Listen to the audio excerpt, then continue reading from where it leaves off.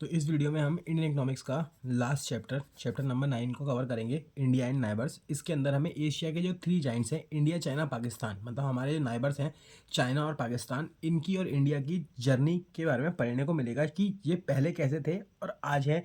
तो इसकी जर्नी इन्होंने कैसे हासिल करी, क्या क्या डिफरेंसेस हैं। तो मतलब एक कंपैरेटिव स्टडी इस पूरे चैप्टर में आपको मिलेगी। इसमें इंडिया, चाइना, पाकिस्तान का कंपैरिजन किया जाएगा। ये चैप्टर बहुत ईजी भी है और मज़ेदार बात ये है, एग्जाम में 8 नंबर की वेटेज रखता है। एक लौता ऐसा चैप्टर जिसको तैयार करने से आपके एग्जाम में 8 मार्क्स पूरे तैयार हो जाएंगे। ठीक, तो स्टार्ट करते हैं। ज़्यादा इसमें कुछ नहीं पढ़ना है, मेन टॉपिक्स को कवर करना है। तो सबसे पहला मेन टॉपिक जो है, development path of India, China, Pakistan के बीच में सिमिलरिटीज़। ठीक, मतलब इंडिया, चाइना और पाकिस्तान के पार्ट अगर हम देखें, डेवलपमेंट पाथ में बहुत सारी सिमिलरिटीज़ थी। क्या क्या सिमिलरिटीज़ थी? अगर आप सिमिलरिटीज़ की बात करो तो बहुत सारी कॉमन चीज़ें आपको देखने को मिलेंगी इंडिया, चाइना, पाकिस्तान तीनों के ही डेवलपमेंट पाथ में। जैसे कि अगर मैं सिमिलरिटी की बात करूँ तो इंडिया, चाइना और पाकिस्तान। इंडिया की आज़ादी, सबसे पहले इंडिया को आज़ादी मिली थी 1947 में, पाकिस्तान को भी 1947 में मिली।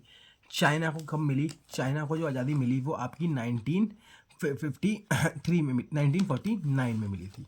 हमसे 2 साल के बाद मिल गई। उसके बाद अगर हम बात करें 5 ईयर प्लान की बात करें, इंडिया में पहला 5 ईयर प्लान 1951 में लागू हुआ, चाइना में भी 1951 में लागू हुआ। हाँ, इंडिया में पाकिस्तान में 1956 में लागू हुआ। जब हमारा पहला 5 ईयर प्लान खत्म हो गया तो उसके बाद उन्होंने 1956 में लागू किया था, हमारे को कॉपी करके। चाइना ने 1953 में ही शुरू कर दिया था। इसके अलावा भी बहुत, ये तो कॉमन सिमिलरिटीज़ हैं। इसके अलावा अगर देखें तो सिमिलर स्ट्रेटजीज़ को फॉलो करा इंडिया और पाकिस्तान ने। इंडिया ने भी पब्लिक सेक्टर के ऊपर जोर दिया डेवलपमेंट के लिए, प्राइवेट की जगह पब्लिक इंडस्ट्रीज़ ज़्यादा खोली गई और पाकिस्तान में भी पब्लिक इंडस्ट्रीज़ ज़्यादा खोली गई। तो अगर यहाँ पे यही लिखा है, देखो पढ़ो, इंडिया, चाइना, पाकिस्तान में सिमिलरिटीज़ बहुत सारी हैं डेवलपमेंट पाथ में। All the 3 nation started development path at the same time, मतलब इन्होंने अपना डेवलपमेंट का प्रोसेस जो था वो सेम टाइम पे स्टार्ट किया। इंडिया एंड पाकिस्तान को 1947 में आज़ादी मिली, got independence 1947। And people republic of China, PRC China का पूरा नाम, उसे वो इस्टेब्लिश हुई थी 1949 में। ठीक, इंडिया ने अपना फर्स्ट 5 ईयर प्लान 1951 में लॉन्च किया था, पाकिस्तान 1956 में और चाइना ने 1953 में। इंडिया और पाकिस्तान ने सिमिलर स्ट्रेटजीज़ को फॉलो किया। मतलब स्टार्टिंग में 1950 में हमने IPR वगैरह फॉलो करी, इसमें पब्लिक सेक्टर को बढ़ावा दिया देश के डेवलपमेंट के लिए। तो इन्होंने भी पब्लिक सेक्टर को बढ़ावा दिया और सोशल डेवलपमेंट के ऊपर ज़्यादा पैसा खर्च किया। इन्होंने भी मिक्स इकोनॉमिक सिस्टम को फॉलो किया, पाकिस्तान वालों ने, और हमने भी मिक्स इकोनॉमिक सिस्टम को फॉलो किया। 1980 आते आते तीनों की जो ग्रोथ रेट थी, अगर हम बात करें, वो बराबर थी। 1980 में मतलब तीनों ही देश एक दूसरे के बराबर थे। आज के टाइम पे अगर तुम देखो तो चाइना हमसे बहुत आगे है, पाकिस्तान हमसे बहुत ज़्यादा पीछे है, हम बीच में अटके हुए हैं।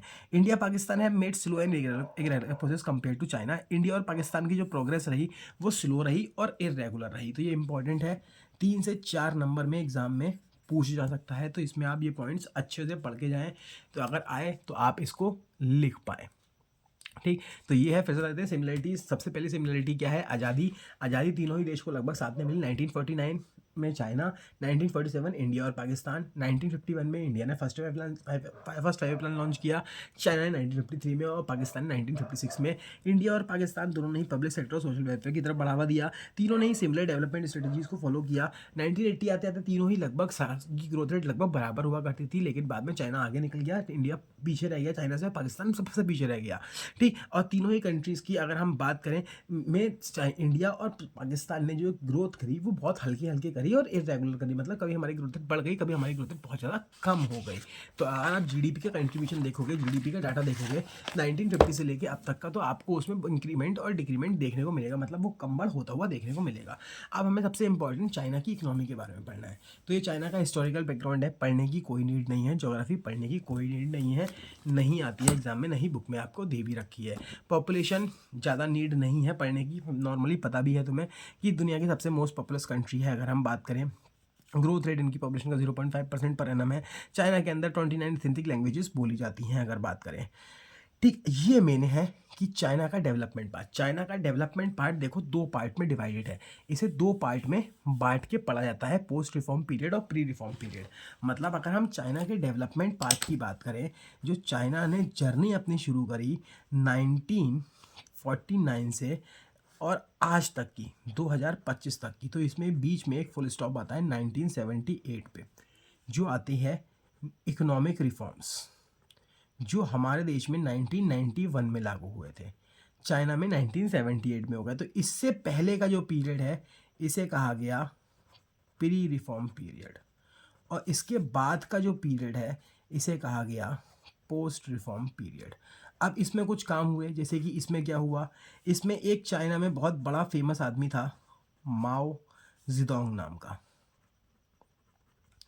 ठीक, इसने एक जीएलएफ कैंपेन चलाई, एक ग्रेट पॉलिटेरियन कल्चरल रेवोल्यूशन चलाया इसने, ठीक। फिर इकोनॉमिक रिफॉर्म्स आए हमारे, इकोनॉमिक रिफॉर्म्स आने के बाद जो है डुअल प्राइसिंग सिस्टम चाइना की इकोनॉमी में लागू किया गया।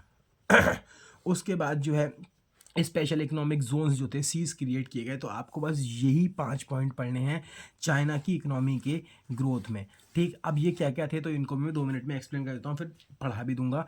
जीएलएफ कैंपेन जो थी चाइना में स्टार्ट करी माओ जेडोंग ने, इसके अंदर चाइना ने चाइना को मॉडर्नाइज करने के लिए ये बनाई थी। चाइना की इकोनॉमी पहले एग्रियन इकोनॉमी हुआ करती थी, तो उसका फैसला था कि हम चाइना की इकोनॉमी को इंडस्ट्रियल इकोनॉमी में कन्वर्ट करेंगे।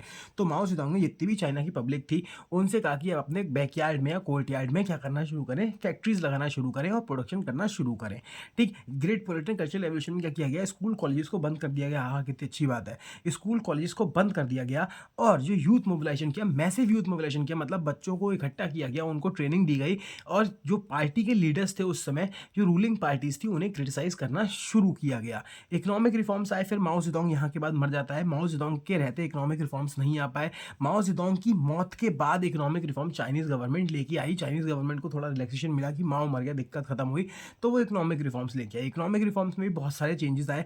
उन इकोनॉमिक रिफॉर्म्स में आने वाले चेंजेस के बाद सरकार ने डुअल प्राइसिंग सिस्टम लागू किया। डुअल प्राइसिंग सिस्टम में सरकार ने कहा कि जितने भी प्रोड्यूसर्स हैं वो लोग क्या करेंगे, उनका रॉ मटेरियल खरीदने का मतलब सामान खरीदने और बेचने का प्राइस जो है वो सरकार तय करेगी, लेकिन जितने भी कंज्यूमर हैं वो लोग मार्केट प्राइस पे ही रॉ मटेरियल परचेज करेंगे। तो स्पेशल इकोनॉमिक जोन में क्या किया, चाइना ने अपने देश का एक हिस्सा स्पेशल इकोनॉमिक जोन SEZ का नाम दे दिया।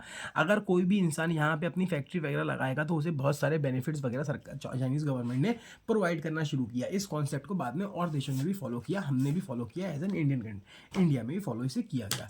तो अब बस यही पढ़ना है, तो फटाफट से इसे कवर कर लेते हैं। तो pre reform post reform period ये हो गया। चाइना की सबसे पुरानी, इससे कोई मतलब नहीं है, हमें यहाँ देखना नहीं है इन, ठीक है। ठीक, आगे देखा जाए तो अगर हम बात करें, China adopted statism and command economy, socialist economy को इन्होंने फॉलो किया था, ठीक। Great leap forward campaign, GLF campaign सबसे पहले इनकी चली थी, इसके बारे में हमने बात करी, 1958 में चलाई गई थी, माओ जेडोंग ने चलाई थी, to modernise the Chinese economy, ताकि चाइनीज इकोनॉमी को क्या किया जा सके, मॉडर्नाइज किया जा सके। चाइना की इकोनॉमी पहले एग्रीकल्चर इकोनॉमी थी, जैसे मैंने आपको बताया, उसको मॉडर्नाइज करने के लिए ये काम किया गया था, ठीक। तो ध्यान दे रखा है कि इस कैंपेन का एम था कि चाइना की एग्रियन इकोनॉमी थी उसे मॉडर्न इकोनॉमी में कन्वर्ट किया जा सके रैपिड इंडस्ट्रियलाइजेशन की मदद से, मतलब देश के अंदर इंडस्ट्रीज को खोला जाए।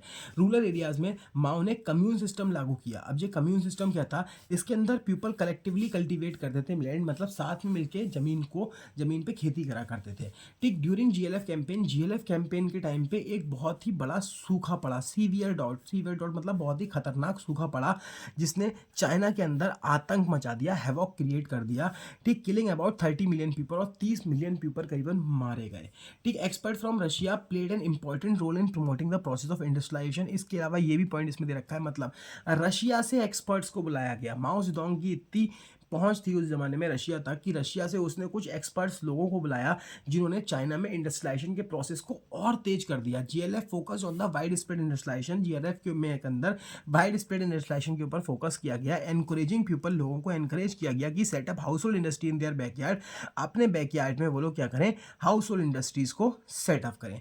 अगला हुआ ग्रेट प्रोलेटेरियन कल्चरल रेवोल्यूशन। इसके अंदर क्या था, ग्रुप ऑफ यंग प्रोलेटेरियन मतलब प्रोलेटेरिएट क्यों होते हैं, वो group of young professional students वगैरह को कहा जाता है। 1965 में माओ ने ये जो था ये लॉन्च किया। 1966 से ये 1976 तक ये रेवोल्यूशन चला। इसके अंदर अंडर विच स्कूल यूनिवर्सिटीज़ को शट डाउन कर दिया गया और स्टूडेंट्स और professionals were called for massive youth mobilisation. इन लोगों को इकट्ठा करना शुरू किया गया with the purpose of to criticise party leaders को क्रिटिसाइज करने के लिए। मतलब माओ इन लोगों को ट्रेन करता था और इन लोगों के हाथ में एक डायरी हुआ करती थी। इस डायरी में ये माओ के सिखाए गए सारी बातें नोट करा करते थे, ठीक, और इनको ये रेगुलरली रीड करा करते थे और इस डायरी का इस्तेमाल करके ये जो रूलिंग पार्टी के लीडर्स होते थे उन्हें क्रिटिसाइज किया करते थे। इनको उस जमाने में रेड गार्ड्स भी कहा जाता था, तो ये चीज़ ध्यान रखना, इन्हें रेड गार्ड भी कहा जाता था। तो ये हो गया हमारा। अगर हम बात करें ग्रेट पॉलिटेरियन कल्चरल रेवोल्यूशन, फिर चाइना के अंदर क्या आए, रिफॉर्म्स आए। तो यहाँ दे रखा है रिफॉर्म्स जो है 1978 में आए। तो हमने बात की थी 1978 से पहले का पीरियड जो था वो हमारा प्री रिफॉर्म पीरियड था। इसमें ये 2 ही काम हुए। तो यहाँ पे रिफॉर्म्स आए, इसके बाद 2 और काम हुए। तो ये आपको 5 याद करने हैं, ये इंपॉर्टेंट है। हो सकता है 5 3 नंबर में एक करके ही पूछ लें और इकट्ठे भी आपसे पूछ जाए कि चाइना का डेवलपमेंट पाथ एक्सप्लेन कर दो। तो रिफॉर्म्स चाइना में आए, उनके बारे में पढ़ लेते हैं। इनिशियल फेज में, मतलब फर्स्ट फेज में अगर हम बात करें तो रिफॉर्म्स जो थे सबसे पहले एग्रीकल्चर में और फॉरेन ट्रेड में और इन्वेस्टमेंट सेक्टर में लागू किए गए। Commune land were divided into small plots which were allotted to individual household, they can retain income from the land after paying tax. मतलब सरकार ने क्या किया, जो कम्यून लैंड्स थी उनको छोटे छोटे प्लॉट्स में डिवाइड कर दिया और इंडिविजुअल हाउस होल्ड ने बांट दिया। टैक्स पे करने के बाद उससे होने वाली कमाई को वो रख सकते थे। लेटर फेज के अंदर जो रिफॉर्म्स इंट्रोड्यूस हुए वो इंडस्ट्रियल सेक्टर में किए गए, ठीक। तो एग्रीकल्चर हो गया, फॉरेन ट्रेड हो गया, हमारा इन्वेस्टमेंट सेक्टर हो गया, ठीक है, मतलब फाइनेंशियल सेक्टर हो गया, इंडस्ट्रियल सेक्टर बचा, तो इंडस्ट्रियल सेक्टर में किए गए। Private sector and village enterprises are allowed to produce goods. इसमें प्राइवेट सेक्टर को और विलेज एंटरप्राइजेस को गुड्स प्रोड्यूस करने की परमिशन दे दी गई। एट दिस स्टेज, इस स्टेज पे enterprises own by government were made to face competition from private sector firm. अब प्राइवेट सेक्टर को गुड्स प्रोड्यूस करने की परमिशन दे दी तो उसका मतलब क्या हुआ, जो गवर्नमेंट ओन एंटरप्राइजेस थी अब उन्हें जो है कंपटीशन फेस करना पड़ा था प्राइवेट फर्म्स के सामने। Dual pricing in the reform process.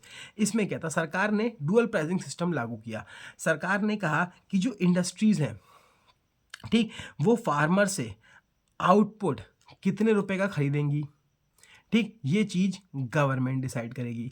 और मार्केट में लोग कितने रुपए का खरीदेंगे ये मार्केट प्राइस पे डिसाइड होगा, मार्केट प्राइस पे डिसाइड होगा। तो यहाँ लिखा है this means fixing the price in 2 ways. इसमें 2 तरीके से प्राइसेस को फिक्स किया गया।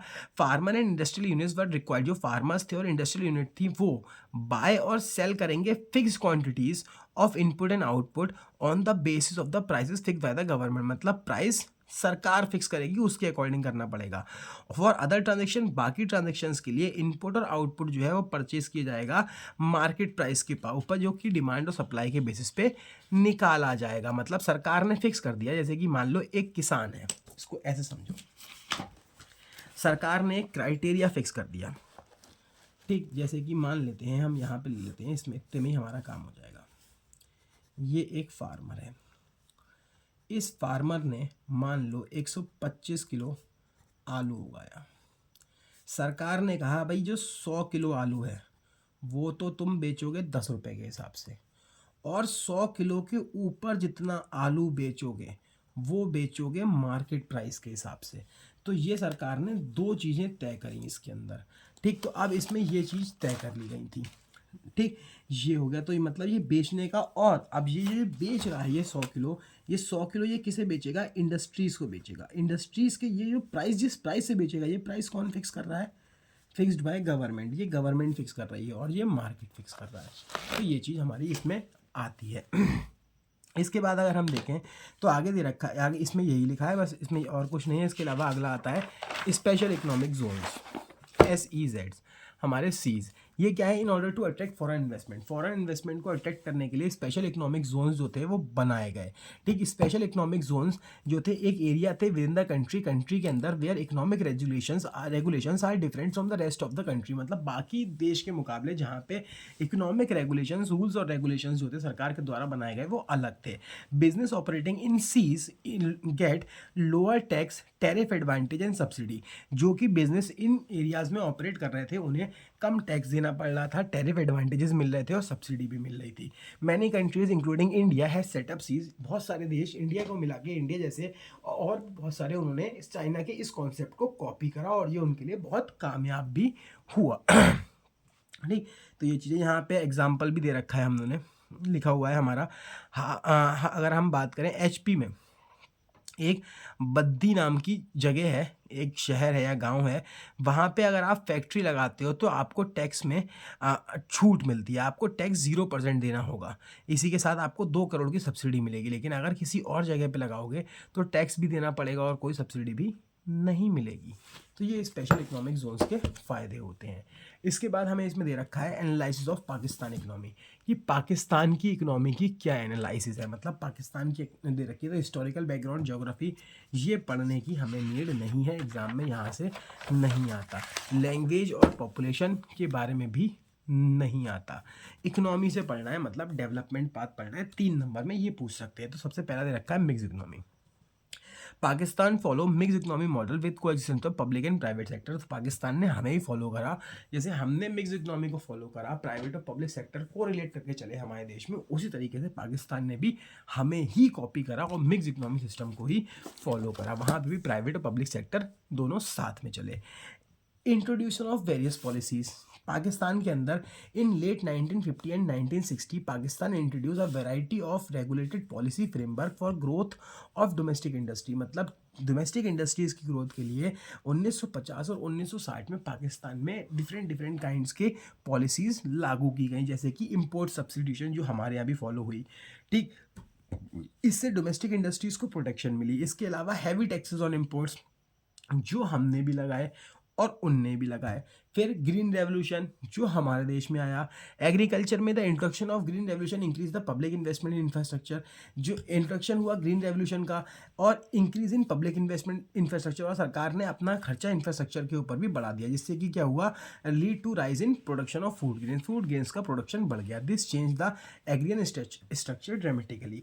इससे पाकिस्तान का जो एग्रीकल्चर एग्रीकल्चर का स्ट्रक्चर था वो पूरी तरीके से चेंज हो गया। Importance to public sector in late 1970। 1970 में पाकिस्तान ने जितनी भी कैपिटल गुड इंडस्ट्री थी उन्हें नेशनलाइज कर दिया, मतलब अब वो पूरे देश में कहीं पर भी खोली जा सकती थी। Important role to public sector in late 1970। ठीक, प्राइवेट सेक्टर को इंपॉर्टेंट रोल दिया गया 1970 के एंड में। ठीक, 1970 खत्म होते होते shift in the government policy में शिफ्ट देखने को मिला। ठीक, when it adopt the policy of D nationalisation, जब सरकार ने डी नेशनलाइजेशन की पॉलिसी को लागू करा। Government encourage the private sector, अब गवर्नमेंट प्राइवेट सेक्टर को एनकरेज कर रही थी and offer various incentive to them, और उन्हें इंसेंटिव्स दे रही थी ताकि वो इन्वेस्टमेंट करें। This created conductive climate for new investment, जिससे कि क्या हुआ, पाकिस्तान के अंदर एक अच्छा क्लाइमेट क्रिएट हुआ नए इन्वेस्टमेंट के लिए और लोगों ने वहाँ पैसे इन्वेस्ट करना शुरू कर दिया। फाइनेंशियल सपोर्ट, इसके बिना तो कहानी पूरी होगी नहीं, पाकिस्तान की भीख मांगे बिना कहानी, जब तक पाकिस्तान भीख नहीं मांगेगा। ठीक, तो financial support during the late 1970s Pakistan को वेस्टर्न नेशंस के पास जाके फाइनेंशियल सपोर्ट लेनी पड़ी। मतलब during this period Pakistan receive financial support from western Nations, बहुत सारे वेस्टर्न नेशंस से पाकिस्तान को सपोर्ट मिली, मतलब पाकिस्तान ने लोन वगैरह लिया। इसके अलावा जो मिडिल ईस्ट में पाकिस्तान के इमिग्रेंट्स रह रहे थे, इमिग्रेंट्स मतलब पाकिस्तान के लोग वहाँ जाके जो काम कर रहे थे, उनके रेमिटांसेस से भी पाकिस्तान अपने खर्चा चलाता था, जो वो डॉलर्स बेचते थे उनसे भी पाकिस्तान का खर्चा चलता था। This help the country in simulating economic growth, इस तरीके से जो कंट्री की इकोनॉमिक ग्रोथ थी वो हल्के हल्के हो पाई पाकिस्तान के अंदर। ठीक, तो ये पाकिस्तान की इकोनॉमी के बारे में पढ़ना था। अब क्या पढ़ना है, अब कंपैरेटिव स्टडी पढ़नी है। कंपैरेटिव स्टडी मतलब ये कुछ टेबल्स होती हैं जो आपकी एग्जाम में आ जाती हैं, बहुत इंपॉर्टेंट है। ज़्यादातर 3-4 टेबल्स हैं इसके अंदर जो हमें पढ़नी है, और इसको आपको वैसे ही एक्सप्लेन करना है जैसे आपको मैंने पहले वाली वीडियो में बताया था। जैसे कि इसमें दे रखा है, टेबल के अंदर कंट्री दे रखी है और उनका डिफरेंस दे रखा है। एस्टिमेटेड पॉपुलेशन मतलब पॉपुलेशन के बीच पे डिफरेंस दे रखा है। तो पॉपुलेशन पे देखें, सबसे ज़्यादा पॉपुलेशन चाइना की है, सेकंड नंबर पे इंडिया है, थर्ड नंबर पे पाकिस्तान है, हाईएस्ट और lowest. Growth rate of population, सबसे ज़्यादा तेज़ी से पॉपुलेशन पाकिस्तान की बढ़ रही है, सबसे कम चाइना की बढ़ रही है। डेंसिटी पर स्क्वायर किलोमीटर मतलब अगर हम बात करें एक इंसान के एक किलोमीटर के एरिया में कितने लोग हैं, तो पाकिस्तान इंडिया के अंदर 455 है, बहुत ज़्यादा है। सबसे कम चाइना के अंदर है 148 और पाकिस्तान में 275 है एज़ कम्पेयर टू इंडिया और चाइना। सेक्स रेशियो मतलब 1000 आदमियों पे कितनी लेडीज़ अवेलेबल हैं, मतलब कितनी वुमेन्स हैं, मतलब 1000 लड़कों पे कितनी लेडीज़ हैं, कितनी लड़कियां हैं, ये देखा जाए तो 924 लेडीज़ हैं। आसान शब्दों में कहा जाए 76 लड़के ऐसे होंगे जिनकी शादी नहीं होगी। यहाँ पे देखा जाए तो यहाँ पे 51 ऐसे होंगे इनकी शादी नहीं होगी, और यहाँ पे देखा जाए तो यहाँ पे करीबन 57 ऐसे होंगे इनकी शादी नहीं होगी। तो ये लिख मत आना, ठीक। तो बस वहाँ पे यही लिखना है कि सेक्स रेशियो में अगर देखा जाए तो सबसे वर्स्ट सेक्स रेशियो जो है वो इंडिया का है, खतरनाक, ठीक। वर्स्ट डब्ल्यू लिखना चाहिए।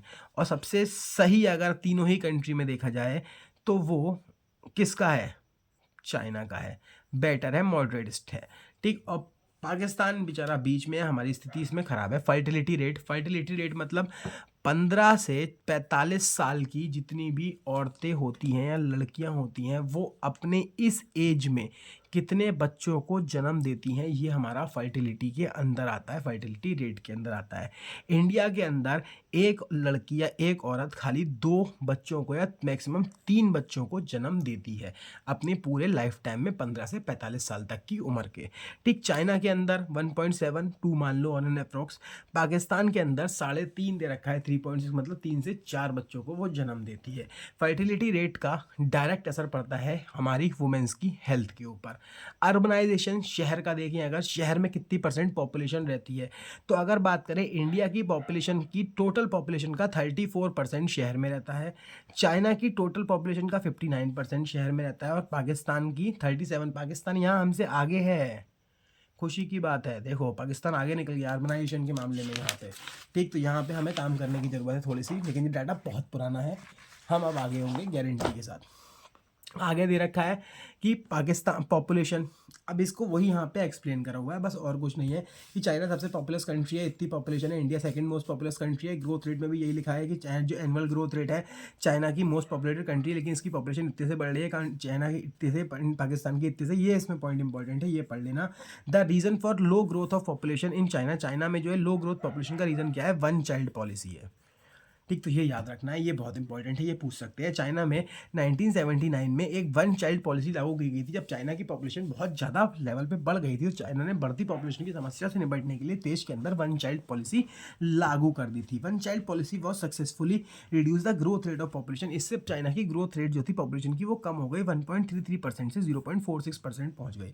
तो बस ये 2 पॉइंट याद कर लेना, बाकी आप वही डाटा लिखोगे तो कोई दिक्कत नहीं है, ठीक। इसके बाद 1 चाइल्ड पॉलिसी के बारे में थोड़ा सा और याद रखना है। इसके ऊपर एक तरीके से शॉर्ट नोट आ जाता है। 1 चाइल्ड पॉलिसी जो थी वो डिसकंटिन्यू कर दी गई 2016 के अंदर, क्योंकि इसकी वजह से चाइना के अंदर जो था गैप बहुत बढ़ गया था नंबर ऑफ मेल और फीमेल्स का कंट्री के बीच में, मतलब एल्डरली पीपल बहुत ज़्यादा क्रिएट हो गया था। यहाँ ये लिखा है due to this policy the percentage of elderly people has start mounting up.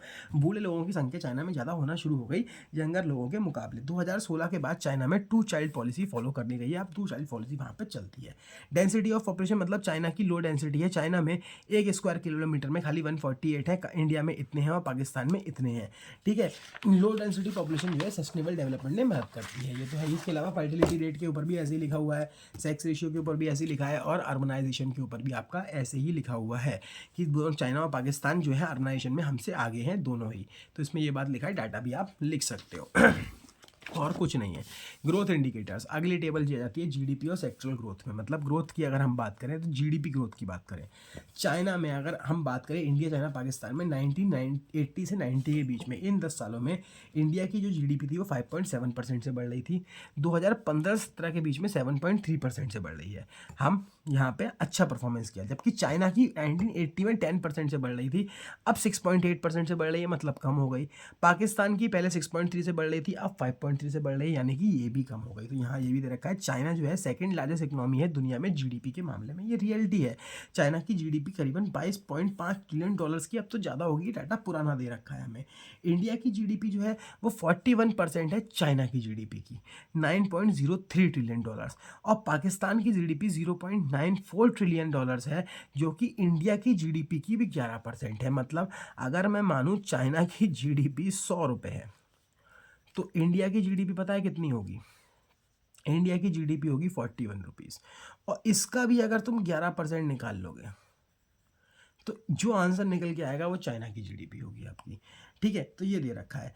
इन 1980 1980 में अगर हम देखें, चाइना के पास डबल डिजिट ग्रोथ रेट थी, मतलब चाइना डबल डिजिट से 10% से ग्रो कर रहा था, ठीक, जो कि उस फॉर मोर देन 2 डिकेड, तो 2 डिकेड से मतलब 20 साल के आसपास चाइना की ये ग्रोथ रेट हमें देखने को मिली है। पाकिस्तान की ग्रोथ रेट जो थी वो अगर हम देखें तो वहीं पे लिखा हुआ है, वो हमारी 6.3% थी, ठीक। इंडिया की जो थी वो सबसे कम है, बॉटम पे है। अगर हम बात करें 1990 में, 2015 के बेसिस पे बात करें तो चाइना की ड्रेस्टिकली बहुत कम हो गई, पाकिस्तान की भी कम हो गई, लेकिन इंडिया की बढ़ गई। पाकिस्तान की कम हुई, मेन रीज़न पाकिस्तान की जो कम होने के पीछे था 1988 में पॉलिटिकल इनस्टेबिलिटी था। जो रिफॉर्म्स आए 1988 में वो थे चाइना के अंदर, पाकिस्तान में 1988 में रिफॉर्म्स आ गए थे, तो ये भी चीज़ ध्यान रखना, ठीक। जो इकोनॉमिक रिफॉर्म्स हमारे 1991 में आए, पाकिस्तान में 1988 में और चाइना में 1978 में आ गए थे, तो इनकी वजह से और पॉलिटिकल इनस्टेबिलिटी जो आज भी हमें देखने को मिलती है, वहाँ की जीडीपी कम हो गई थी। इंडिया की हाँ भैया इंक्रीज हुई थी, इसमें कोई तय नहीं है, ठीक है। एक कॉन्सेप्ट आ जाता है purchasing power parity, general knowledge के लिए सिलेबस में नहीं है आपके, तो इसे छोड़ दो, पढ़ना चाहो पढ़ लेना। खाली वैसे बता देता हूँ, पीपीपी का मतलब होता है कि इक्वलिटी ऑफ परचेसिंग पावर, हम अपनी परचेसिंग पावर को दूसरी कंट्रीज़ की करेंसी में नापते हैं, ठीक। इंटरनेशनल लेवल पे unit of money of India, Pakistan and China are Indian rupee, Pakistan rupee और युआन, तो हमारे तीनों की करेंसी ये है रिस्पेक्टिवली। लेकिन ईच डोमेस्टिक कंट्री जो है हमारी अलग अलग कंट्रीज़ में सबकी अलग अलग वैल्यू है, तो यूएस की जो डॉलर्स है हम उसको as an universally accepted medium के तौर पर एक्सेप्ट करते हैं, उसके अकॉर्डिंग ही मीजर करते हैं। अब अगला आता है टॉपिक, तीसरी टेबल जो इसमें देखने को मिलती है वो सेक्टरल कंपोजिशन। 4 टेबलें होती हैं, तीसरी ये दे रखी है। सेक्टर के हिसाब से देखें तो जीडीपी में कौन से सेक्टर का कितना कंट्रीब्यूशन है और वर्क फोर्स में कितना कंट्रीब्यूशन है, तो इसमें आपको कैसे लिखना है वो भी बता रहा हूँ, ध्यान से देखो फिर से। इसमें कैसे लिखना है, इसमें आप ऐसे लिखेंगे, सेक्टर वाइज लिखना होगा। इसमें पहले एग्रीकल्चर सेक्टर के बारे में लिखेंगे हम, एग्रीकल्चर सेक्टर के बारे में हम लिखेंगे, पहला पॉइंट इंडिया से, दूसरा चाइना से, तीसरा पाकिस्तान से, तो एक हेडिंग के अंदर 3 पॉइंट बनेंगे। तो एग्रीकल्चर सेक्टर के अंदर पहला पॉइंट ये लिखा जाएगा कि एग्रीकल्चर सेक्टर में इंडिया के एग्रीकल्चर सेक्टर का जीडीपी में कंट्रीब्यूशन 16% है, जबकि इंडिया में 43% पॉपुलेशन एग्रीकल्चर सेक्टर में काम करती है। चाइना का एग्रीकल्चर सेक्टर का कंट्रीब्यूशन जीडीपी में 7% है, जो कि वहाँ पे 26% काम करती है। पाकिस्तान का 24% है और पाकिस्तान में 41% लोग एग्रीकल्चर में काम करते हैं। ऐसे ही इंडस्ट्री पे आएंगे हम, इंडस्ट्री में लिखेंगे हम, इंडिया में 30% इंडस्ट्री का जो कंट्रीब्यूशन है वो जीडीपी में देखने को मिलता है, और इंडस्ट्री के अंदर अगर हम बात करें तो 25% लोग इंडिया में काम करते हैं। चाइना का 41% है, वहाँ पे 28% काम करते हैं। पाकिस्तान का 19% है, वहाँ पे 24% काम करते हैं। सर्विस सेक्टर की अगर हम बात करें तो कंट्रीब्यूशन जीडीपी में सबसे ज़्यादा हाई जो है वो हमारा सर्विस सेक्टर का है। रैंक वाइज बता सकते हो आप कि सबसे हाई जो है वो इतना है, और इसमें हमारे खाली 32% लोग काम करते हैं, ठीक। ये हो गया। लेकिन चाइना में अगर देखा जाए तो चाइना में 52% है, उसमें 46 करते हैं, पाकिस्तान में 57% है, उसमें 35 करते हैं। तो सेक्टरल कंट्रीब्यूशन में आपको यही लिखना है, देखो ये इसके बेसिस पे लिखा हुआ है। एग्रीकल्चर के बेस पे देखो, चाइना का हो गया, इंडिया का हो गया, पाकिस्तान का हो गया, ये लिखा है कंट्रीब्यूशन जीडीपी में 24% है, वर्क फोर्स एग्रीकल्चर में 41% है, कंपेयर टू इंडिया में खाली 43% है। तो तीनों देशों का अलग अलग लिखना है। ऐसे तीनों देशों का इंडस्ट्री का हो जाएगा आपका अलग अलग कंट्रीब्यूशन जीडीपी में, पर ऐसे ही आप सर्विस सेक्टर का लिख दोगे, ठीक। तो बस इसमें यही लिखना है, इसके अलावा कुछ नहीं लिखना है। बस कंक्लूजन एक बार हम थोड़ा सा रीड करके देख लेते हैं कि इसके कंक्लूजन में क्या लिखा है। China growth rate is due to manufacturing sector, बस India growth rate due to service sector, and Pakistan shows no growth in 3 sectors. अगर आप ध्यान से देखो तो अगर ध्यान से देखा जाए, इनका जो जीडीपी में स्ट्रक्चर चेंज हुआ है, स्ट्रक्चर चेंज का भी यहाँ पे हमें देखने को नहीं मिला है, तो दे नहीं रखा है, ईयर वाइज नहीं दे रखा है। लेकिन ईयर वाइज अगर आप देखोगे तो चाइना की जो ग्रोथ रेट है वो मैन्युफैक्चरिंग सेकेंडरी सेक्टर के ऊपर डिपेंड कर रही है, उसमें अच्छा खासा प्रोडक्शन है। लेकिन इंडिया और पाकिस्तान की देखा जाए तो सर्विस सेक्टर का कंट्रीब्यूशन ज़्यादा है। पिछले 2 साल में जो कंट्रीब्यूशन है एग्रीकल्चर सेक्टर का जीडीपी में वो कम हुआ है, ठीक है, इंडिया और पाकिस्तान में, in India and Pakistan, but there contribution is very low. लेकिन इनका कंट्रीब्यूशन बहुत कम है। खुद देखो कितनी ज़्यादा परसेंटेज हमारी पॉपुलेशन जो है वो इसके अंदर काम कर रही है। अगर देखें हम तो अभी देखते हैं, 50% पॉपुलेशन आपकी इस सेक्टर में काम कर रही है एग्रीकल्चर में, इंडिया की 43% कर रही है। कितना कंट्रीब्यूशन? 16% मात्र, ठीक। तो ये बहुत कम है अगर देखा जाए, ठीक है। इंडस्ट्रियल सेक्टर में चाइना की डबल डिजिट है, हाँ भैया डबल डिजिट है, ज़्यादा पॉपुलेशन यहाँ पे काम कर रही है, कंट्रीब्यूशन भी यहाँ पे हमें ज़्यादा देखने को मिल रहा है। ठीक है, has maintain double digit, whereas for India and Pakistan growth rate is decline, यहाँ पे ग्रोथ रेट जो है वो कम हो गई है हमारी। सर्विस सेक्टर में बात करें, China was able to raise the growth rate, China whereas India and Pakistan stagnate with the service sector growth, लेकिन इंडिया और चाइना ने सर्विस सेक्टर की ग्रोथ में भी स्टेगनेट करा है। उसके बाद आता है अगला हमारा ह्यूमन डेवलपमेंट इंडिकेटर। ये टेबल ऐसे ही बनी आएगी, इसमें आपको कैसे लिखना है तो बता देता हूँ, एक हेडिंग करके, एक हेडिंग को हल्के हल्के एक्सप्लेन कर लेते हैं, समझ लेते हैं बहुत आसानी से क्या क्या लिखना है। पहले तो रैंकिंग लेनी है, तो सब में चाइना हमारा आगे है। डाटा मैंने यहाँ पे चेंज कर दिया, ये पुराना डाटा लिखा हुआ है जो काट दिया गया है।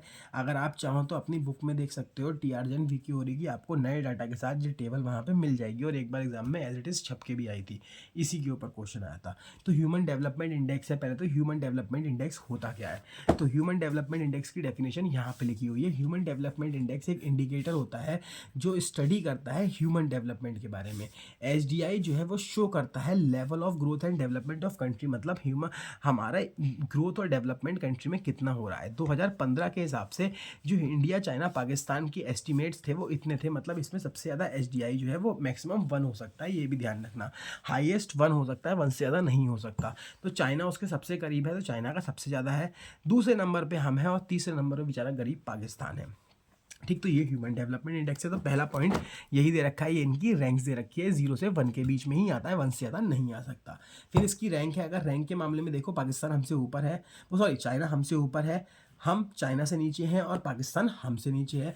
लाइफ एक्सपेक्टेंसी, लाइफ एक्सपेक्टेंसी का मतलब होता है कि एक इंसान कितना साल जीता है, यही लाइफ एक्सपेक्टेंसी होती है। तो ये जितनी ज़्यादा होगी किसी भी देश के लिए उतना बेटर माना जाता है। सबसे ज़्यादा चाइना की है, ठीक, सबसे कम पाकिस्तान की है, सेकंड नंबर पे इंडिया की है। ऐसा क्यों है, तो ऐसा आप कह सकते हो अच्छी हेल्थ केयर फैसिलिटीज़ की वजह से है।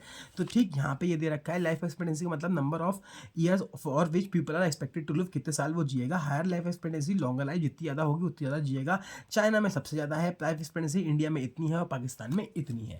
तो आपको ऐसे ही एक्सप्लेन करते चले जाना है, इसके अलावा इसमें कुछ नहीं लिखा है। अभी सब पढ़ लेते हैं, फिर आगे भी डाटा देख लेंगे। मीन ईयर्स ऑफ स्कूलिंग, मतलब कितने परसेंटेज ऐसे बच्चे हैं हमारे देश में 15 साल के अबव जो स्कूलिंग अपनी अगर देखा जाए तो पूरी कर चुके हैं, मीन ईयर्स ऑफ स्कूलिंग कर चुके हैं।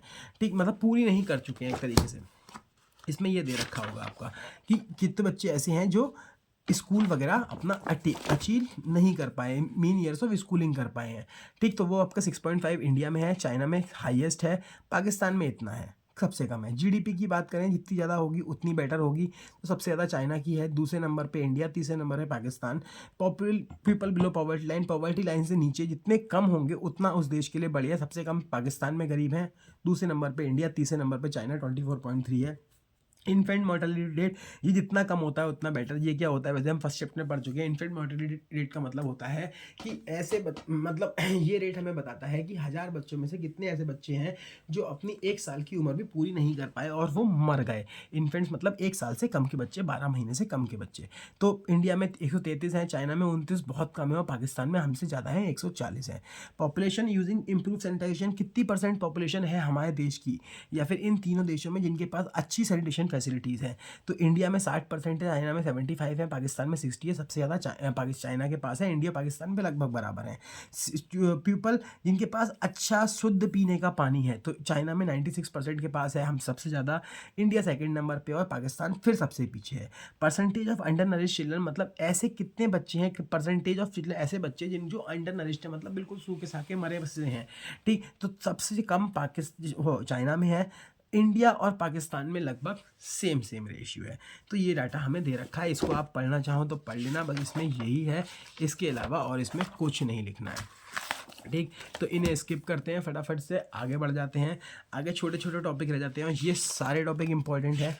इंपॉर्टेंट मतलब ये इंपॉर्टेंट है, कई बार एग्जाम में पूछे गए हैं और पूछे भी जाते हैं। अप्रेजल दे रखा है 3 से 4 नंबर का, अप्रेजल के नाम से तो खैर नहीं पूछेगा। जैसे चाइना के बारे में दे रखा है, तो चाइना के बारे में जो क्वेश्चन आता है वो प्री रिफॉर्म और पोस्ट रिफॉर्म पीरियड को एक्सप्लेन करने के ऊपर आता है। तो यहाँ पे वही दे रखा है, चाइना ने इकोनॉमिक रिफॉर्म्स इंट्रोड्यूस किए 1978 में। इंडिया और पाकिस्तान में जो रिफॉर्म्स आए थे वो वर्ल्ड बैंक की शर्तों पे आए थे। आपको पढ़ा होगा, याद हो, हमने पढ़ा था कि इंडिया ने $7 बिलियन का सोना गिरवी रख के लोन लिया था, उसके पीछे 3 शर्तें रखी गई थी, वही लिबरेशन, प्राइवेटाइजेशन, ग्लोबलाइजेशन थी, वही सेम कंडीशन पाकिस्तान के साथ थी। लेकिन चाइना के अंदर ऐसा कोई दिक्कत नहीं थी।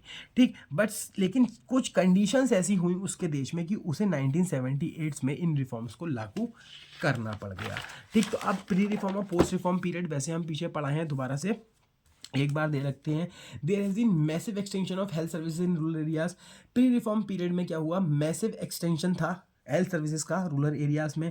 अगर देखा जाए कन्यून सिस्टम जो थे वो इक्विटेबल डिस्ट्रीब्यूशन में फूड ग्रेन्स की बहुत ज़्यादा मदद कर रहे थे। डिस्पाइट लैंड रिफॉर्म्स और जीएलएफ कैंपेन के बाद भी जो पर कैपिटा ग्रेन आउटपुट था वो 1978 में, मतलब वो जो प्रोडक्शन था वो सेम था जितना 1950 में हुआ करता था, एक पर कैपिटा एक इंसान का। 1978 में गवर्नमेंट ऑफ चाइना जो थी वो सेटिस्फाइड नहीं थी स्लो पेस ऑफ इकोनॉमी से और मॉडर्नाइजेशन से, जिसका नतीजा निकला कि उसने 1978 में रिफॉर्म्स को इंट्रोड्यूस कर दिया। पोस्ट रिफॉर्म पीरियड, रिफॉर्म्स के बाद क्या हुआ, ठीक, various reform measure led to rapid growth in China. बहुत सारे रिफॉर्म्स चाइना में आए जिससे कि चाइना की ग्रोथ रेट जो थी वो बहुत तेजी से बढ़ गई। Each reforms first implemented at small level, पहले जितने भी रिफॉर्म्स थे वो छोटे लेवल पे लागू किए गए, and then extended to a massive scale, और फिर बाद में उन्हें पूरे देश में लागू कर दिया गया। मतलब पहले वो छोटे से एरिया में लागू किए गए, फिर उन्हें पूरे देश में जब देखा कि हाँ ये काम कर रहे हैं तो उन्हें पूरे देश में लागू कर दिया गया। उसके बाद development of infrastructure facility in the area of education, health and land reforms, long existence of decentralize planning and existence of small enterprises help positively in improving social and income indicators. मतलब China के अंदर infrastructure facilities का development हुआ, education का development हुआ, health का हुआ, land reforms आए। इससे क्या हुआ, मतलब एक डिसेंट्रलाइज प्लानिंग चली जिसकी मदद से स्मॉल एंटरप्राइजेस जो थी वो अपने आप को इम्प्रूव कर पाएँ, जिससे कि सोशल और इनकम इंडिकेटर्स में भी हमें ग्रोथ देखने को मिली।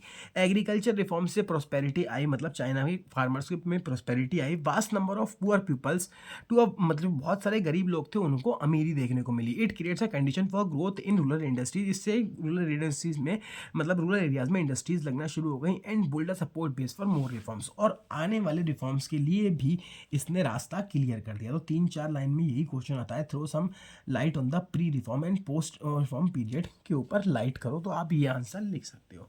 और पर्टिकुलरली एक्सप्लेन करने को आएगा तो फिर पूरी वो लिखोगे कहानी जो हम पढ़ के आए हैं पीछे 5 पॉइंट। ठीक, पाकिस्तान की बात करें तो reform process leads to worsening of all economic indicators. Pakistan में रिफॉर्म आए 1988 में, हमने पीछे पढ़ा, उससे स्थिति और ख़राब हो गई। ठीक, तो वही देखा था कि इकोनॉमिक ग्रोथ कम हुई थी, वो कम क्यों हुई थी, इकोनॉमिक रिफॉर्म्स के आने की वजह से 1988 में, और उसके अलावा देखा जाए जो पॉलिटिकल इंस्टेबिलिटी थी उसकी वजह से। तो रिफॉर्म्स आने से कंडीशन और वर्स हो गई, ख़राब हो गई। कंपेयर टू 1980, 1980 के मुकाबले देखा जाए जीडीपी जो थी 1990 में वो कम हो गई, ये हम पीछे ही पढ़ के आए। प्रोपोर्शन ऑफ पुअर जो थे 1960 में वो मोर देन 40% थे, जो कि 1980 आते आते खाली 25% ले गए थे। लेकिन 1990 में ये फिर से बढ़ना शुरू हो गए, मतलब गरीब लोगों की संख्या पहले तो कम हो गई थी 1960 में से 1980 आते आते बहुत कम हो गई थी, फिर वो दोबारा से बढ़ना शुरू हो गई। ठीक, तो एक क्वेश्चन ये भी आता है, reason for slow growth down of Pakistan, या फिर reason for reemergence of poverty in Pakistan. तो यहाँ लिखा है slow reason for slow economic growth of Pakistan, Pakistan में स्लो इकोनॉमिक ग्रोथ क्या हुई, या फिर 3 से 4 नंबर में क्वेश्चन पूछते हैं why Pakistan face slow growth and reemergence of poverty, Pakistan में स्लो ग्रोथ क्यों हुई या फिर दोबारा से गरीबी क्यों आई। तो agriculture growth and food supply situation was based on good harvest. सबसे बड़ी समस्या ये थी जो हमारे संग थी कि 1950 के आसपास, वो समस्या उस समय उनके पास 1980 में भी थी, जैसे कि क्या, लैक ऑफ इरिगेशन फैसिलिटीज और परमानेंट मीन्स ऑफ इरिगेशन नहीं थे हमारे पास भी, उनके पास भी नहीं थे। जैसे हमारा रेनफॉल 1950 के आसपास जो था वो किसके ऊपर डिपेंडेंट था, बारिश के ऊपर डिपेंडेंट था, ऐसे ही इनका भी बारिश के ऊपर डिपेंडेंट था। बारिश अच्छी होगी, अच्छी हार्वेस्ट होगी, अच्छी हार्वेस्ट होगी तो इकोनॉमी अच्छी कंडीशन में होगी। तो वही ये बात लिखी, agriculture growth and food supply जो थी वो गुड हार्वेस्ट के ऊपर बेस्ड थी, ना कि परमानेंट मीन्स ऑफ इरिगेशन के ऊपर। जब अच्छी फसल होती थी तो इकोनॉमी अच्छी कंडीशन में होती थी और economic indication, whereas the economic indicator showed stagnation, लेकिन अगर ऐसा नहीं हुआ तो जो इकोनॉमिक इंडिकेटर्स होते थे वो स्टैग्नेशन दिखाते थे। ठीक, फॉरेन एक्सचेंज किसी भी देश के लिए एक एसेंशियल कंपोनेंट होता है क्योंकि इंपोर्ट्स का पेमेंट करने के लिए नेसेसरी होता है। इट इज़ जो इन्वेस्टर्स होते हैं फॉरेन इन्वेस्टमेंट, वो भी फॉरेन रिजर्व्स के बेसिस पे ही आपके देश में इन्वेस्टमेंट करते हैं। It always prefer to build foreign exchange reserve, इसीलिए फॉरेन एक्सचेंज रिजर्व को बिल्ड करने के लिए कहा जाता है। थ्रू एक्सपोर्ट और मैन्युफैक्चर गुड्स, कैसे बिल्ड करेंगे, फॉरेन एक्सचेंज आएगा कैसे, हम छाप तो सकते नहीं डॉलर, तो हम फॉरेन कंट्रीज़ में अपने देश के सामान बेचेंगे और वहाँ से हमें उसके बदले डॉलर्स मिलेंगे। हाउएवर लेकिन पाकिस्तान में देखें, most of the foreign exchange come from remittances from Pakistan worker, लेकिन पाकिस्तान तो कुछ बेचता ही नहीं था। पाकिस्तान के पास जो भी फॉरेन एक्सचेंज आता था वो रेमिटेंसेस के फॉर्म में आता था, जो कि पाकिस्तान के वर्कर्स विदेशों में काम कर रहे थे, वो जो पैसा अपने घर वालों को बेचते थे वही डॉलर के रूप में आता था। इन मिडिल ईस्ट जो हमने पढ़ा भी था, रेमिटेंसेस मिलते थे मिडिल ईस्ट से, तो वही करेंसी हो गई। And export of highly volatile agriculture produce, और इसके अलावा चाइना पाकिस्तान में एग्रीकल्चर ही होता था, तो एग्रीकल्चर से होने वाला प्रोड्यूस ही वो एक्सपोर्ट करते थे, वो भी हाईली वॉलेटाइल होता था, मतलब पहुँचते पहुँचते ही खराब हो जाता था। There was a growing dependence on foreign loan, और पाकिस्तान जो था हल्के हल्के फॉरेन लोन्स के ऊपर डिपेंडेंट होता था। तो on the other hand increasing difficulty in paying back, और उसके पास लोन पे करने का कोई भी जरिया नहीं था। ठीक, मतलब एक लोन को के चक्कर में दूसरा लोन ले रहा था ब्याज चुकाने के लिए भी। हाउएवर ड्यूरिंग पिछले कुछ सालों में अगर देखा जाए 14 15 16 के आसपास बात करें, तो पाकिस्तान की इकोनॉमिक ग्रोथ में रिकवरी देखने को मिली है। एनुअल प्लान 16-17 का बताता है कि उनकी जीडीपी 4.7% से बढ़ी है 15-16 के बीच में, जो कि उनके प्रीवियस 8 सालों में सबसे ज़्यादा अच्छा माना जा रहा है। इंडिया की बात करें तो हमारी परफॉर्मेंस ना ज़्यादा बुरी है ना ज़्यादा अच्छी है। फार अहेड ऑफ पाकिस्तान, हम पाकिस्तान से बहुत आगे हैं, बहुत आगे हैं मतलब, but far behind China, China से बहुत ज़्यादा पीछे हैं। जीडीपी पाकिस्तान की जो है वो खाली 11% है इंडिया की जीडीपी की, और इंडिया की जीडीपी 41% है चाइना की जीडीपी की। ये बात हम पीछे भी पढ़ के आए। Reasons why India lag behind, अब इंडिया पीछे क्यों रह गया, हमारी political will. India is far behind China in exhibiting its political will to it push it India to economic growth, मतलब हमारी पॉलिटिकल विल थी नहीं थी, हमारे जो नेता थे उन्होंने जो पॉलिसी सरकार ने बनाई उनका इम्प्लीमेंटेशन अच्छे से नहीं किया। दूसरा, India is far behind in exercising enforcement drive, जो हमारी एनफोर्समेंट ड्राइव थी, मतलब पॉलिसीज को जो लागू किया गया इम्प्लीमेंटेशन वो सही से नहीं हुआ, मतलब उस पर ध्यान ही नहीं दिया गया। उसके अलावा देखा जाए, तीसरा रीजन है क्या, India follows a democratic process of enforcement while China follows a autocratic process of enforcement, मतलब इंडिया के अंदर डेमोक्रेटिकली हर चीज़ को फॉलो किया गया, पाकिस्तान में ऑटोक्रेटिक था, भाई करना ही करना है, ऐसे नहीं तो ऐसे करना तो है ही है। तो ये रीजंस थे, तो यही हमारा पूरा चैप्टर है अगर बात करें तो। इसके अलावा इस चैप्टर में और कुछ नहीं है। तो क्वेश्चंस देख लेते हैं फटाफट से, इस चैप्टर से हमें कैसे कैसे देखने को मिल सकते हैं। तो ये आ गया हमारा चैप्टर, ये सस्टेनेबल डेवलपमेंट है, ये हटा दो। ये आ गया India China Pakistan development strategies. तो प्रीवियस ईयर एग्जामिनेशन क्वेश्चंस, ये एमसीक्यूज हैं, इन्हें तो ख़त्म कर देते हैं। ठीक, बहुत सारे एमसीक्यूज हैं, मतलब इस चैप्टर से एमसीक्यूज ज़्यादा आ रहे हैं, कोई बात नहीं। 3 नंबर में देखते हैं, तो पहला हमें टेबल दे रखी है, उस टेबल के बेसिस पे ही आपको एक्सप्लेन करना है इंडिया और चाइना के बेसिस पे। ठीक, एनुअल ग्रोथ रेट पॉपुलेशन की दे रखी है, इंडिया की इतनी है, चाइना की इतनी है। सेक्स रेशियो की बात करें, जेंडर रेशियो, सेक्स रेशियो दे रखा है इतना, चाइना का इतना हमसे बेटर है, इंडिया का इतना है। तो बस इसमें आपको यही इसे अच्छे से एक्सप्लेन कर देना है कि इंडिया की जो ग्रोथ रेट है पॉपुलेशन की वो 1.2% है, और चाइना की जो है वो 0.5% है, मतलब हमसे कम है। चाइना की जो पॉपुलेशन की ग्रोथ हो रही है वो इंडिया के मुकाबले कम हो रही है। ठीक, और अगर हम सेक्स रेशियो की बात करें तो पाकिस्तान जो चाइना है वो हमसे इसमें बेटर है। चाइना के अंदर अगर आप बात करें तो 1 पर 1000 मेल्स जो है 941 फीमेल्स हैं, और इंडिया के अंदर ये जो है डाटा बहुत ही कम है, मतलब इंडिया जो है मेल डोमिनेटिंग कंट्री है चाइना के मुकाबले। तो ये चीज़ देखने को मिल जाएगी, मतलब यहाँ पे ज़्यादातर मेल चाइल्ड को प्रेफर किया जाता है। इसके अलावा अगर हम देखें 4 नंबर में क्वेश्चन पूछा गया है, in late 1970 China introduce one child policy, हमने पीछे पढ़ा था, lead to the arrest in the population coupled with a skewed sex ratio, मतलब यहाँ क्या कहा गया है, 1970 में चाइना ने वन चाइल्ड पॉलिसी लागू करी, this led to arrest the in the population coupled with skewed sex ratio, जिससे कि क्या हुआ, जिनका सेक्स रेशियो इन पॉपुलेशन का स्क्यूड था, मतलब जिनके 2 या 3 बच्चे थे उन्हें बहुत समस्याएं देखनी पड़ी। ठीक, तो यहाँ आपको वन चाइल्ड पॉलिसी को ही लागू कर देना है। ठीक है, तो ये और कुछ नहीं है, मतलब इससे जो है चाइना का सेक्स रेशियो खराब हो गया, स्क्यूड हो गया, मतलब खराब हो गया। मतलब पहले चाइना में वन चाइल्ड पॉलिसी से पहले 1000 मेल पे 1000 फीमेल्स हुआ करती होंगी, वो अब 949 पे पहुंच गई हैं, 1000 पे। तो इसमें यही लिखा है, चाइना जो है मोस्ट पॉपुलस कंट्री थी, अगर उसकी एनुअल ग्रोथ रेट देखें तो बहुत ज़्यादा हाई है पॉपुलेशन की। ठीक, 1970 में इसी चीज़ को कम करने के लिए रीज़न नहीं लगे कि पॉपुलेशन की ग्रोथ रेट कम किया जाए, लेकिन इससे क्या हुआ, सेक्स रेशियो के ऊपर असर पड़ा। जो फीमेल्स थी 1000 मेल्स के मुकाबले वो खाली 949 रह गए। वन चाइल्ड पॉलिसी से क्या हुआ, और भी कुछ समस्याएं आई जो कि हमने उसमें पढ़ रखी हैं, तो वो समस्याएं आप इसमें लिख सकते हो। देखो 2023 में ये सेम क्वेश्चन आया था, मैंने ये बताया था टेबल आ जाती है पूरी पूरी, तो ये सेम आया। देखो यहाँ दे रखा है आइडेंटिफाई पर इनकम एंड हेल्थ इंडिकेटर, एक इनकम और एक हेल्थ इंडिकेटर बता दो। हेल्थ में हम ये ले लेंगे, लाइफ एक्सपेक्टेंसी ले सकते हैं, मटेरियल मोर्टेलिटी रेट ले सकते हैं, मतलब इन्फेंट मोर्टेलिटी रेट हो गया ये आपका, नहीं वो आ गया ये मेटीरियल हो गया, मदर आ गया, मदर के मरने का रेट आ गया। ठीक, औरतें कितनी मर जाती हैं बेचारी ये दे रखा है बच्चों को जन्म देते समय। तो ये आपका ऐसे ले सकते हो इसके अंदर। तो यहाँ इनकम में आपका आ जाएगा ग्रॉस नेशनल पर कैपिटल इनकम, जीडीपी हो जाएगी इनकम के लिए। हेल्थ इंडिकेटर के लिए पर्सन ऑफ अननरिश्ड चिल्ड्रन ले सकते हो, लाइफ एक्सपेक्टेंसी ले सकते हो, कुछ भी ले सकते हो। दूसरा क्वेश्चन बता रखा है compare on the basis of indicator, इसमें से कोई एक इंडिकेटर के बेसिस पे कंपेयर कर दो, तो कंपेयर कर दोगे। ठीक, ऐसे ही यहाँ पे दूसरा क्वेश्चन आया है डोमेस्टिक जीडीपी की ग्रोथ रेट दे रखी है, एनुअल ग्रोथ ऑफ, तो इसमें भी आप बता दोगे।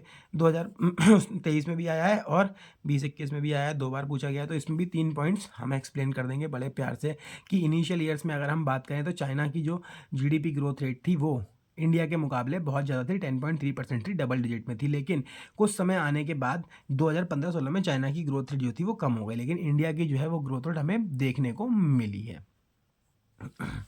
ठीक, इसके बाद अगला क्वेश्चन ये आया है, ये भी 22-23 में आया है, टेबल क्वेश्चन आया है, एक्सपोर्ट इंपोर्ट्स की बात करी हुई है यहाँ पे। तो ये टेबल हमारी इसमें नहीं थी, तो इसको भी हम कंपेयर करना सीखो। Compare and analyse the following information related to import and export.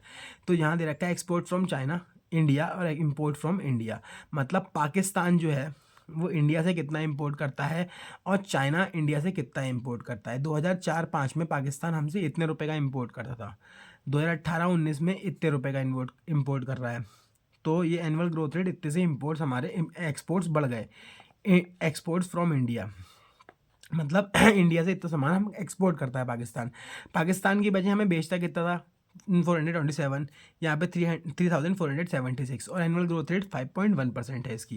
यहीं पे चाइना देखें तो चाइना इंडिया से कितना सामान एक्सपोर्ट फ्रॉम इंडिया, इंडिया से एक्सपोर्ट करता है इतना 2004-05 में, 18-19 में इतना, तो ये परसेंटेज है। और हमें इंडिया को बेचता कितना है, इतना और इतना, तो ऑब्वियसली बात है हम चाइना से ज़्यादा सामान खरीदते हैं, ये सच है।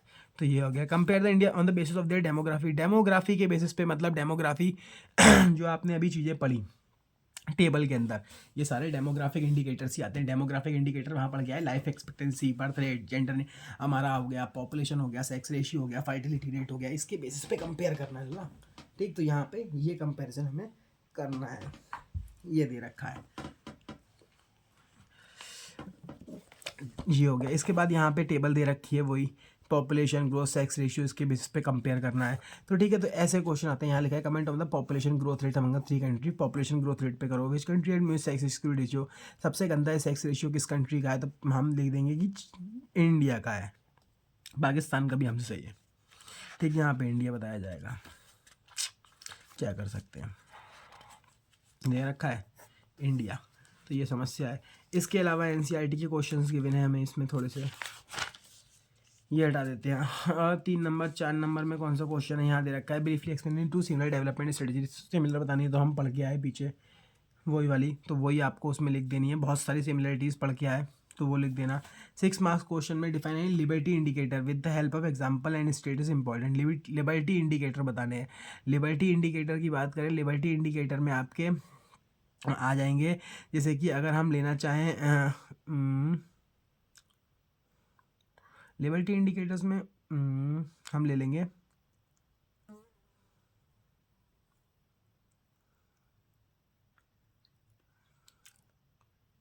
लिबर्टी में ले लो एक तरीके से इंडिपेंडेंस वगैरह आती है, लिबर्टी इंडिकेटर्स में आज़ादी वगैरह आती है, आज़ादी के ऊपर देखा जाता है। तो चाइना के अंदर थोड़ा ऑटोक्रेटिक प्रोसेस फॉलो हुआ था, हमारे अंदर डेमोक्रेटिक प्रोसेस फॉलो हुआ है, तो इसको इसी के बेसिस पे आप आसानी से एक्सप्लेन कर सकते हो। ठीक, चाहो तो एक बार यहाँ पे इसका आंसर लिखा है पढ़ लेना। ठीक, दूसरा वही है सिमिलर स्ट्रेटजीज बतानी है, तो यहाँ यही हो गई हमारी। फिर हमारे एनसीईआरटी के क्वेश्चन हैं, बस ख़त्म हो गया। ये केस स्टडी आई थी एक, तो ये पूरी चाहो तो पढ़ सकते हो। देखो ये यहाँ से शुरू हुई है, यहाँ तक है, उसके बाद ये यहाँ तक आई, यहाँ से पॉज करके पढ़ लेना, फिर यहाँ से यहाँ तक है, फिर इसके ऊपर क्वेश्चंस दे रखे हैं जो कि यहाँ से आपके यहाँ तक है। तो पूरे केस स्टडी की भी फ़ोटो मेरे हिसाब से आ गई होगी इसमें। ठीक, तो ये केस स्टडी पूछी गई है, केस नंबर 1। ठीक, तो क्वेश्चन देख लेते हैं, हो सकता है बिना केस स्टडी पढ़े कर लें। Outline and discuss any 2 economic advantage of China Pakistan corridor, तो ये तो पढ़ना ही पड़ेगा, ये चाइना पाकिस्तान कॉरिडोर बनाया गया था, उसके बारे में दे रखा है, तो केस स्टडी में मिलेगा। Analyse the implication of bilateral डेब्ट एंड सिचुएशन ऑफ पाकिस्तान विया चाइनीज इकोनॉमी, तो ये भी आपको इसमें मिलेगा। ठीक है, बायलैटरल डेब्ट ये भी दे रखा है। ठीक, तो ये आपको इसमें ही मिलना है केस स्टडी में, तो इसकी कोई दिक्कत नहीं है। तो ये केस स्टडी में कभी कभी केस स्टडी के बिना भी हमें आंसर्स डायरेक्टली भी मिल जाते हैं इकोनॉमिक्स के अंदर, तो उस चीज़ का ध्यान रखना। तो ये है, ये हमारा चैप्टर खत्म हो गया।